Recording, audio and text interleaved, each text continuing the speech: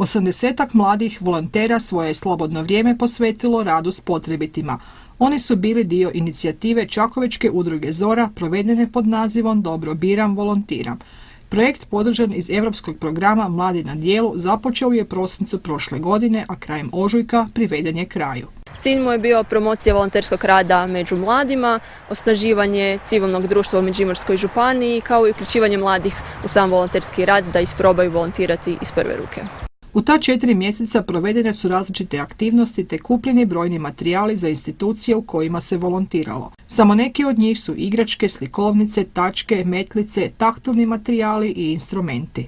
Imali smo nekoliko javnih akcija na kojima smo prikupljali volontere, to jest one koji su bili zainteresirani za volonterske akcije. Imali smo radionice izrade bedževa kao i radionice menadžmenta volontera.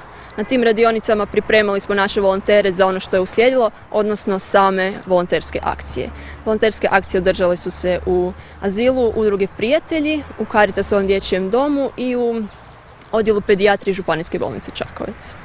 Mladi volonteri na kraju projekta dobili su volonterske knjižice.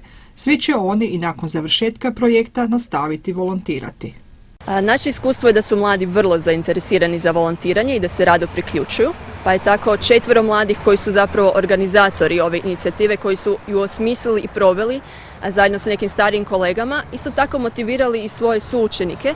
Naime, 3. C razred gimnazije Čakovec uključuje čak 16 svojih učenika koji su bili dio volonterskih akcija i ostalih akcija ove inicijative. Sve njihove aktivnosti, ali i važne informacije o volontiranju mogu se pronaći u brošuri koju su izdali po završetku projekta. Također tu je i video materijal dostupan na internetu.